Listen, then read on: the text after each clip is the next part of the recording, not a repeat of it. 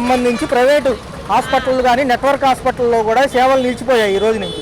Government ఎంప్లాయీలకి health కార్డులు ఉంటాయి కదా, వాటి మీద కూడా చూడట్లేదు. ఇక ఓన్లీ ప్రభుత్వ రంగం హాస్పిటల్లోనే కొనసాగుతుంది. వీళ్ళు ఏమంటున్నారంటే ఇది బాగా బకాయిలు ఎక్కువైపోతున్నాయి, మేము డబ్బులు ఇవ్వలేకపోతున్నాము, గత ప్రభుత్వం అంతకుముందు ప్రభుత్వంలో కూడా అప్పులు పాలైపోతున్నాము, మేము ఆపేస్తామంటున్నారు. రేపు ఇక్కడ కూడా వస్తే పరిస్థితి ఏంటి అంటున్నా. ఇదే ఇక్కడ వస్తే మా పరిస్థితి ఏంటి మరి? కిడ్నీ ఒకటి లేదు నాకు, రెండో కిడ్నీ డ్యామేజ్ అయ్యింది. మరి ఇక్కడికి వస్తున్నా చూపించుకుంటున్నా, ఇది ఆపేస్తే మా పరిస్థితి ఏంటి మరి? వీళ్ళు ఏమంటున్నారంటే ఏప్రిల్ 1 నుంచి కూడా ఈ సెక్షన్ అంతా కూడా బీమా పథకాలు అంటే ఇన్సూరెన్స్ కంపెనీలకు అప్పచెప్తారంట. వాళ్ళు మనిషికి 2,500 కడతారు. ఒక కార్డులో 4 ఉంటారు కదా ఒక్కొక్కరికి, అలా కలిగి కట్టి అప్పుడు 2,50,000 వరకు లిమిట్ ఇస్తారంట. తర్వాత ఇంకా పెద్ద అయితే కనుక తర్వాత సంగతి తర్వాతే అంటున్నారు. మరి ఏంటి పరిస్థితి తర్వాత అంటే మా పరిస్థితి ఏంటి? మేము పేదవాళ్ళం, మందులు కూడా కొనుక్కోలేము. ఇప్పుడు 2 రకాలు ఇచ్చారో 2 రకాలు బయట కొనుక్కోలేని పరిస్థితి. మరి ఆ పథకం వస్తే మరి మాలాంటి వాళ్ళు మరి ఏంటి, ఎక్కడి నుంచి వస్తున్నారు, ఏం సమస్య మీకు? నాకు కిడ్నీ ఒకటి లేదు, రెండోది డ్యామేజ్ అయ్యింది. ఇక్కడే మాస్వరం డౌన్ విజయవాడే మాట, అక్కడి నుంచి వస్తాం. మరి గతంలో కూడా కొనసాగింది కదా, కొత్త ప్రభుత్వాలు వచ్చాక ఎందుకు ఇంత నిరంకుశ నిర్ణయాలు ఎందుకంటారు? అదే మరి నాకు తెలియదు. Right right. ఈ యొక్క ఏప్రిల్ 1 నుంచి కూడా బీమా కంపెనీలకి ఈ శాఖ అంతా అప్పచెప్పేస్తారంట. రెండోది ఆరోగ్యశ్రీ ప్రైవేట్ హాస్పిటల్లో నడవదు. రెండోది ఇప్పుడు వరకు గవర్నమెంట్ హాస్పిటల్లో ఉంది, అది నడుస్తుంది. కానీ రేపటి నుంచి కూడా ఈరోజు 6వ తారీఖు, రేపటి నుంచి కంప్లీట్గా ఆగిపోబోతున్నాయి. ఆల్రెడీ నిర్ణయం తీసేసుకున్నారు. బకాయిలు తీరిస్తేనే వాళ్ళు మొదలు పెడతామంటున్నారు. అందరూ ఇక్కడికి వచ్చి చేయించుకోలేరుగా. పేదవాళ్ళు ఉంటారా, ఇప్పుడు ఉండవాళ్ళు ఉంటారు, దూరం ఉంటుంది కదా, ఉండవాళ్ళు గవర్నమెంట్ ప్రైవేట్ హాస్పిటల్కి వెళ్తారు. లేని వాళ్ళు మేము ఏం చేస్తాం, వచ్చాం. మరి ఇవాళకి మాకు దీనికి ఆరోగ్య తీసుకున్నారు. ఇప్పుడు పడతాయి అన్నారు, డబ్బులు ఏం పడతల్లా మాకు, మామూలుగా పడతాయి అన్నారు. 50,000 కాగితం పెట్టి తీసుకున్నారు వాళ్ళు. ఆపరేషన్ చేసినాక 50 కాగితం పెట్టి ఏం పడతల్లా మాకు. వస్తున్నాం, వెళ్తున్నాం, తిరుగుతున్నాం. ఏం పరిస్థితి ఏంటి మరి? రేపు ఇది కూడా ఆపేస్తే ప్రైవేట్లో రంగాల్లో ఇప్పుడు గుండె ఆపరేషన్ చేయించుకునే వాళ్ళు, స్టంట్లు వేయించుకునే వాళ్ళు, కిడ్నీ వ్యాధిగ్రస్తులు వీళ్ళందరూ ఉంటారు. దీని మీద నడిచింది 2.5 లక్షల వరకు లిమిట్ ఉంది. మరి ఇప్పుడు తీసేస్తే ఏంటి పరిస్థితి? ఆల్రెడీ గవర్నమెంట్ ఎంప్లాయీస్ కార్డులు ఉంటాయి కదా, హెల్త్ కార్డు. అసలు అది ఎప్పటి నుంచి జరిగేది ఇది? గవర్నమెంట్ ఇయ్యాలి కాదుగా 2007 అసలు వచ్చిన కాడి నుంచి. అవును. మరి ఏంటి మరి పరిస్థితి ఏంటి? ఏం అడగదలుచుకుంటున్నారు గవర్నమెంట్? మరి 7 నెలల పాలన అడిగేవాళ్ళు ఎవరు ఉన్నారండి? అసలు ఏమి లేదు. ఇది వాళ్ళ ప్రభుత్వం వాళ్ళు చేస్తున్నారంతే. ఇక మాకు జరుగుతుందంట కానీ ఇస్తలా మాకు. ఇప్పుడు 50,000 ఇచ్చారు, ₹1,00,000. 50,000 మాకేమన్నా 20,000 10,000 వేయాలిగా చేశారు. ఇప్పుడు ఎంత అవుతుంది దీనికి? ఏళ్ళకి సర్జరీకి 50,000 పెట్టారు. మరి ఇంత దారుణమైన పరిస్థితుల్లో ఉంటే మరి ఆపేస్తారు. పరిస్థితి ఏంటంటారు? పేదవాడి పరిస్థితి ఏంటి? మరి పేదవాడి పరిస్థితి ఏంటి? మరి తిరుగుతున్నాం, 15 రోజులు ఉన్నాం మన హాస్పిటల్లో. మరి కూటమి ప్రభుత్వం వచ్చే ముందు ఎన్నో చెప్పినాయి, ఇప్పుడు ఇవన్నీ పీకేస్తుందిగా. మరి ఏంటి రేపు ఎలాగా పీకేస్తారంట? పీకేస్తున్నారుగా. మరి రేపు ఇది ప్రైవేట్ రంగం ఆల్రెడీ అయిపోయింది, ప్రభుత్వ రంగం మీద పడితే పరిస్థితి ఏంటి? ప్రభుత్వ రంగం మీద కూడా పడితే, హాస్పిటల్స్ మీద పడితే పరిస్థితి ఏంటి అంటున్నా? చేయించుకోగలరా? గవర్నమెంట్ చెప్పుకోవాలి, చేయాలి. గవర్నమెంట్ ద్వారా చేయాలి మాకు.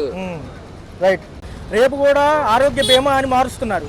ఇక ఈ ఆరోగ్యశ్రీకి సంబంధించి అంతా కూడా థర్డ్ పార్టీ కంపెనీలు, అది ప్రైవేట్ అవ్వచ్చు, ప్రభుత్వ రంగంలో అవ్వచ్చు, బీమా కంపెనీలకు ఇచ్చి 2,500 జమ చేస్తారంట. ఏంటి పరిస్థితి? అడుక్కుంటామే. అప్పుడు మాలాంటి వాళ్ళం పేదవాళ్ళం ఏమవుతాము? చచ్చిపోవడం తప్ప ఏం ఆప్షన్ లేదు ఇంకా. మరి చూసుకున్నట్లయితే ఎంతో ఒడిదుడుకులు కూర్చి అప్పట్లో రాజశేఖర రెడ్డి గారు తీసుకొచ్చారు ఈ పథకం. నెంబర్ 1గా ఉండేది. నా చెయ్యికి పోతే ఆపరేషన్ చేయించుకున్నాను. నాకు రూపాయి బిళ్ళ ఖర్చు అవ్వాల. లాక్డౌన్లో మళ్ళీ చక్కగా చేశారు. నాకు రూపాయి బిళ్ళ ఖర్చు లేకుండా. వీళ్ళు ఏమంటున్నారంటే డాక్టర్లు అంట ఉన్న అవసరం ఉన్నా లేకపోయినా ఆపరేషన్ చేస్తున్నారు డబ్బులు దండుకోవడానికి, అందుకని చెప్పి ఇట్లా చేస్తున్నాం అంటున్నారు. అసలు దీని గురించి ఎవరికి తెలియదు అంటున్నారు. రేపు ఇబ్బంది అయిపోద్ది అంటున్నారు ఇట్లా చేస్తే. అవును, ఇబ్బంది అయింది, చాలా ఇబ్బంది అయింది. అప్పుడున్న జగనన్న పరిపాలనే సూపర్ ఉంది. ఇప్పుడు ఎవడు పట్టించుకుంటున్నాడు? ఇప్పుడు మా ముసలమ్మ ఇల్లు కబ్జా జరిగిందని చెప్పేసి పవన్ కళ్యాణ్ దగ్గరికి వెళ్ళా, ఎవరో పట్టించుకోవాలా. లోకేష్ బాబు గారి దగ్గరికి వెళ్ళి 6 నెలలు అవుతుంది, మంత్రి గారిని పంపిస్తానని చెప్పి 6 నెలలు అయింది. ఎంతవరకు రెడ్ బుక్ పట్టుకుని తిరుగుతున్నాడు ఈ మధ్య. రెడ్ బుక్ బైబుల్ అన్నట్టు. రెడ్ బుక్ ఆయనకే ఇది అవుతుంది. కానీ మాలాంటి పేదవాళ్ళకి ఏమవుతుంది? మాలాంటి పేదవాళ్ళకి మంచి జరగాలంటే జగనన్న ప్రభుత్వం, జగనన్నకి ఓట్లు ఎందుకు వేసామంటే వాళ్ళ నాన్నగారిని బట్టి వేసాం మేము.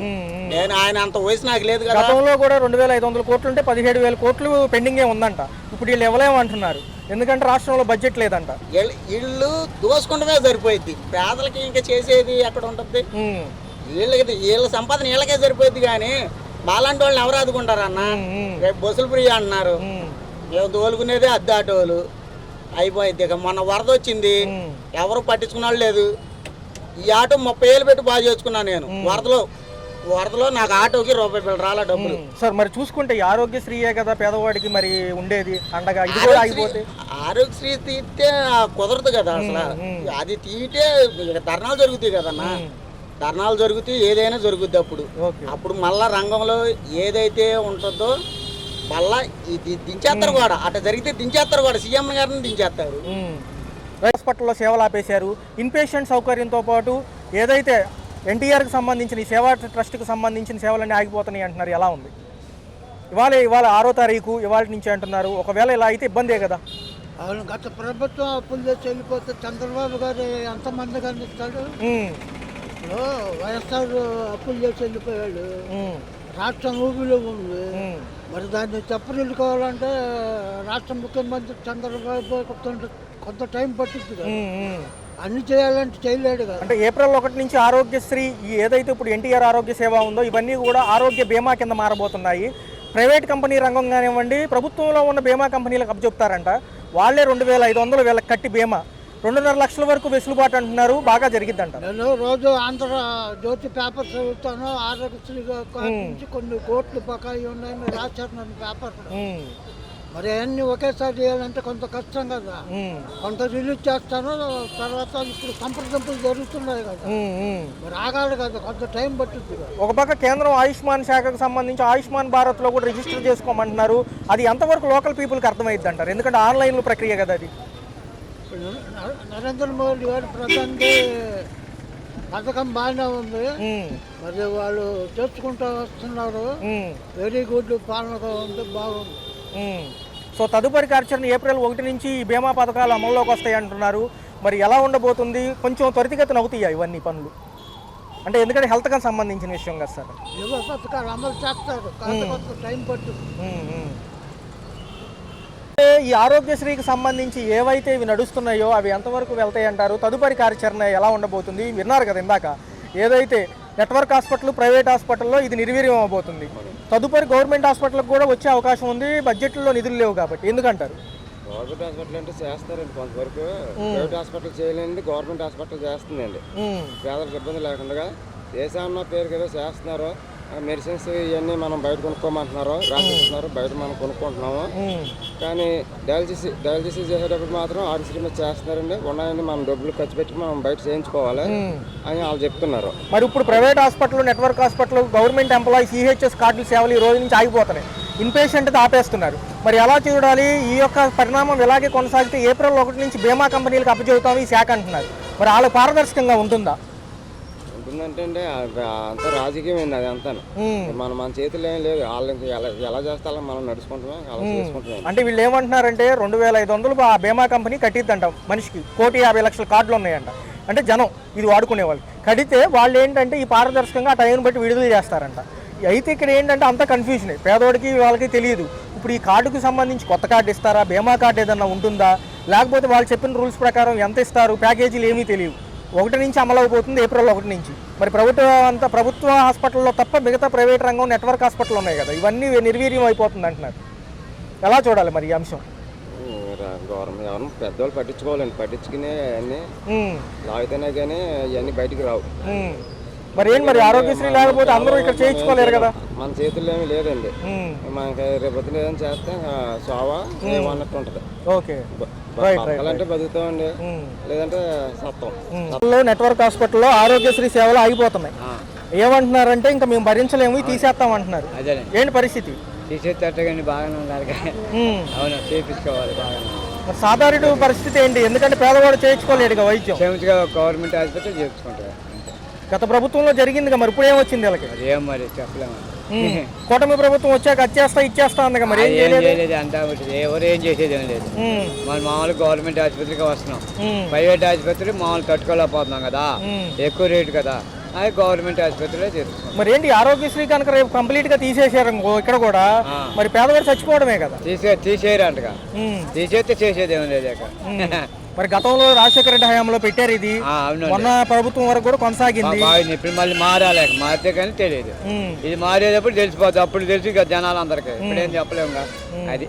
ఓకే, ఏం సమస్యతో వచ్చారు ఇక్కడికి? మన గుండె ఆపరేషన్ ఓపీ సర్జరీ చేశారు, దానికి 10,000 రూపాయలు ఇస్తామన్నారు. ఏది ఇప్పుడు కూడా ఇవ్వలేదు. యాక్చువల్గా జరిగిన విషయం ఏంటంటే గత ప్రభుత్వాల్లో కూడా బకాయిలు ఉన్నాయి, ఈ ప్రభుత్వాలు బకాయిలు ఉన్నాయి. ఇప్పుడు ఏంటంటే ఈ శాఖకు సంబంధించి ఏపీ మల్టీ స్పెషాలిటీ అసోసియేషన్ అని ఒకటి ఉంటుంది, ఆశా అని. వీళ్ళే రెగ్యులేట్ చేసేది ఇవన్నీ. వాళ్ళు ఏమంటున్నారంటే 3,000 కోట్లు ఇమ్మంటున్నారు ఇప్పుడుకిప్పుడు, లేదా పాత బకాయిలు 17,000 కోట్లు తీర్చమంటున్నారు. అయితే ఏంటంటే అవి వస్తే కానీ ఈ పడవు. అదే మరి ఎప్పుడైతే 104కి ఫోన్ చేయండి, కనుక్కోండి, మా టైం పడతాయా అని. ఇప్పుడు 5 నెలలు పెట్టి తిరుగుతాను, మందులు ఇస్తుంటే బాగానే ఉంది, సరిపోయి అన్నీ ఉన్నాగానే 10,000 వేస్తా ఉంటారండి. మరి ఛార్జీలకైనా మాకు ఉండాలి కదా. రేపు పరిస్థితి ఏంటి? ఒకవేళ ఇప్పుడు ఇక్కడ రాలేకపోయారు, ప్రైవేట్ రంగంలో కూడా ఆరోగ్యశ్రీ ఉంటుంది, మనం అప్లై చేసుకుంటాం. అప్పుడు లేదంటే ఏంటి పరిస్థితి? లేదంటే మరి ఏం చేస్తాం? మరి ఏంటి ఇప్పుడు చూసుకుంటే గుండె ఆపరేషన్లు ఏదైనా స్టంట్లు వేయాలన్నా ఆపరేషన్ చేయాలన్నా 2 లక్షలు పైనే అవుతుంది. వీళ్ళేమో 2,50,000 లిమిట్ పెట్టారు. ఏమంటున్నారంటే ఒకవేళ అంతకంటే ఎక్కువైతే కేంద్ర ప్రభుత్వం ఆయుష్మాన్ భారత్లో కానీ ఎన్టీఆర్ సేవా ట్రస్ట్కి సంబంధించిన నిధులు కానివ్వండి ఇస్తారంట. ఇవన్నీ ఎలా అవుతుందంటే ఒక రంగాన్ని ఒక కింద మెయింటైన్ చేసి తిప్పి తీసుకొస్తారంట. ఇవన్నీ ఇప్పుడు జనాలకు అర్థమవుతాయి.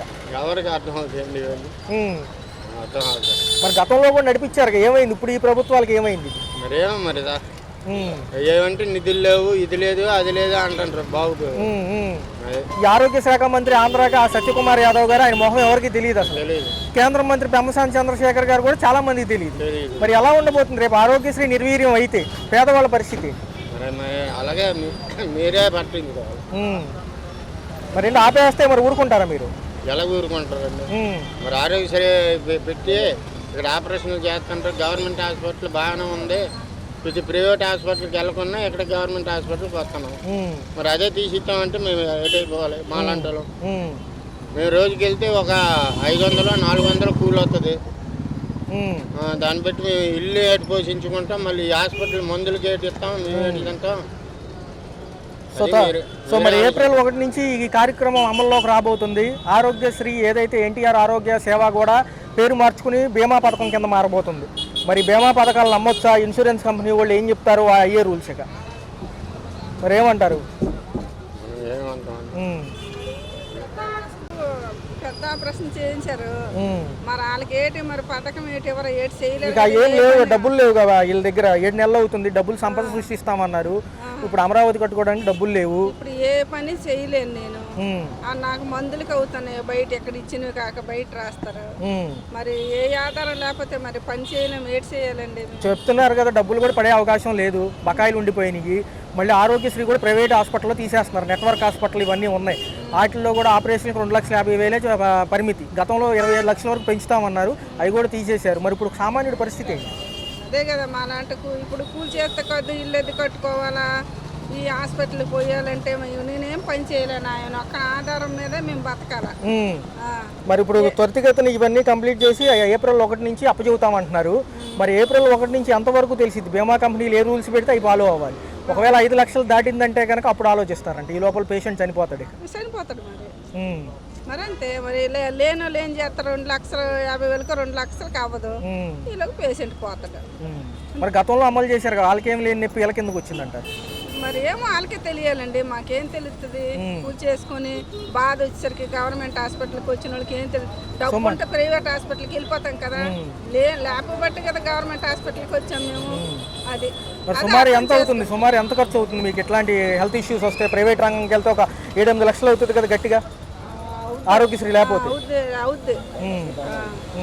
మరి ఏంటి ఇవన్నీ భరించగలరా ప్రజలు? మరి ఇప్పుడు మరి ఏప్రిల్ అంటే ఇప్పుడు ఇది జనవరి, ఫిబ్రవరి, మార్చి ఈ లోపల పోతారా జనవరి? మరి పోతారు, మరి భరించలేని వాళ్ళు, డబ్బు లేని వాళ్ళు పోతారు. రైట్.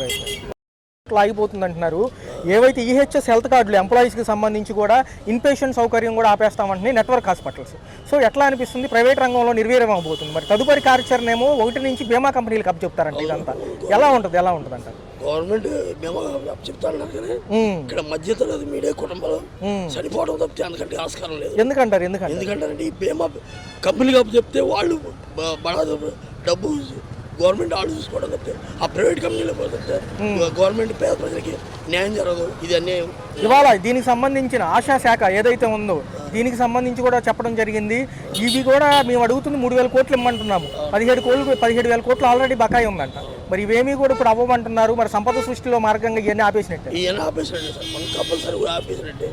ఈ అతి సామాన్య మానవుడికి, మిడిల్ క్లాస్ మ్యాన్కి ప్రాణాన్ని ప్రాణంగా పెట్టి కాపాడుకునే యోగించలేదు.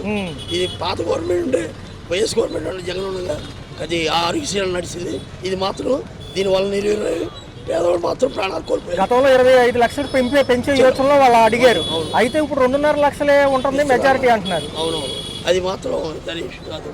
ఇది జరగదండి ముమ్మాటికి. ఈ అతి సామాన్య మానవుడు మాత్రం చనిపోవడం మాత్రం కారణం. అది మాత్రం ఓకే.